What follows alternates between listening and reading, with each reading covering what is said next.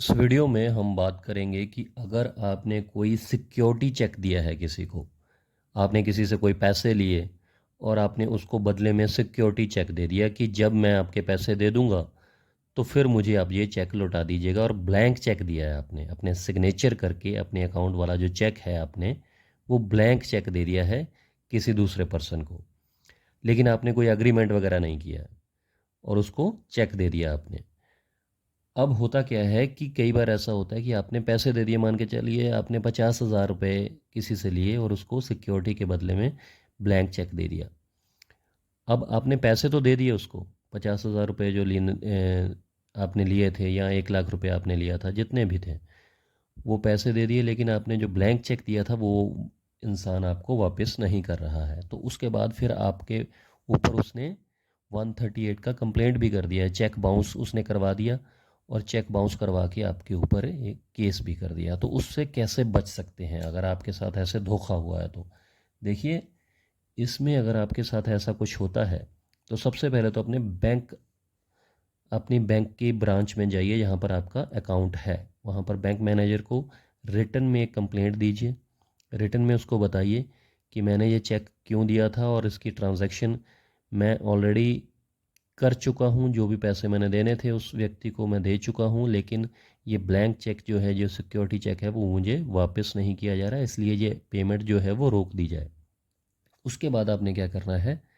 उसके बाद आपने एक रिटन में, लिखित में कंप्लेंट देनी है। कहाँ पर? नियरेस्ट जो पुलिस स्टेशन है आपके इलाके का, वहाँ पर जाना है आपने, और पूरी आपने ट्रांजैक्शन के बारे में बताना है, और ये भी बताना है कि कब कब और किस तरीके से आपने अपना जो सिक्योरिटी चेक है, जो ब्लैंक चेक है, वो मांगने की कोशिश की है, और आपको कितनी बार उसने, सामने वाले व्यक्ति ने, मना किया है। और आपने पुलिस से दरख्वास्त करनी है कि अंडर सेक्शन 406 406 आईपीसी के तहत उस पर केस दर्ज किया जाए, एफआईआर दर्ज की जाए। अगर पुलिस कोई कार्रवाई नहीं करती है तो भी आपके पास ऑप्शन होता है।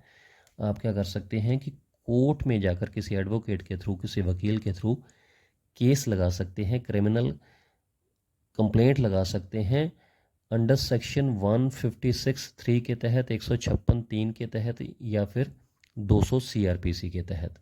तो इनमें आप अपने एविडेंस दे सकते हैं, अपनी गवाही दे सकते हैं। पुलिस से रिपोर्ट मंगाई जाती है कोर्ट के द्वारा कि इसमें आपके द्वारा कोई लिखित में आपकी पुलिस स्टेशन में कोई कंप्लेंट आई है, कोई एप्लीकेशन आई है, तो पुलिस रिकॉर्ड मंगवाकर कोर्ट में भी इसके ऊपर केस चलाया जा सकता है। तो कहने का मतलब ये है कि अगर आपने अपने आप को बचाना है तो इस तरीके से आपको लिखित में कंप्लेंट्स ज़रूर देनी पड़ेंगी, ताकि जब फ्यूचर में आपके ऊपर कोई 138 का, चेक बाउंस का कोई केस होता है, 138 का, तो आप कोर्ट में जाकर अपने एविडेंस पेश कर सकें कि ये सिक्योरिटी चेक मैंने इसलिए दिया था और मैं इसकी पेमेंट ऑलरेडी कर चुका हूँ, ये ब्लैंक चेक मैंने इसलिए दिया था, तो अब मुझ पर केस ना चलाया जाए और मुझे ये चेक मुझे वापस करवाया जाए। लेकिन अगर इससे ऑलरेडी आपने बचना है तो चेक देते टाइम अगर आप किसी को सिक्योरिटी चेक दे रहे हैं तो उसके लिए सबसे जो बेस्ट ऑप्शन ये है कि आप उसके लिए अग्रीमेंट लिखिए, एक अग्रीमेंट लिखवाइए, और उसमें चेक का नंबर लिखवाइए, और उसमें पूरा अग्रीमेंट में पूरी बात खोलिए कि आप ये चेक क्यों दे रहे हैं।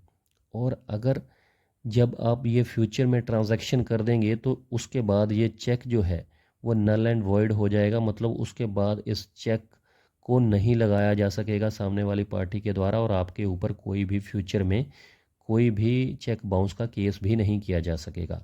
तो अगर आपने अग्रीमेंट करवाकर कोई चेक देते हैं, किसी को सिक्योरिटी चेक देते हैं, कोई ब्लैंक चेक देते हैं, तो आपको फ्यूचर में फिर कोई प्रॉब्लम नहीं आती है। लेकिन अगर आपने एग्रीमेंट नहीं करवाया है तो आपको ये प्रॉब्लम्स आ रही हैं। तो जो मैंने बताया है कि एक रिटन कंप्लेंट दीजिए अपने बैंक को, एक रिटन कंप्लेंट दीजिए नियरेस्ट पुलिस स्टेशन को। अगर फिर भी आपको प्रॉब्लम आती है तो उसके बाद आप कोर्ट में भी जा सकते हैं, किसी अच्छे से एडवोकेट के थ्रू वहाँ पर भी कंप्लेंट करवा सकते हैं। तो उम्मीद करता हूँ क्लियर हो गया होगा, सिंपल तरीके से समझाने की मैंने कोशिश की है। अगर कोई कन्फ्यूजन रहेगी तो प्लीज़ कमेंट करके ज़रूर पूछिएगा।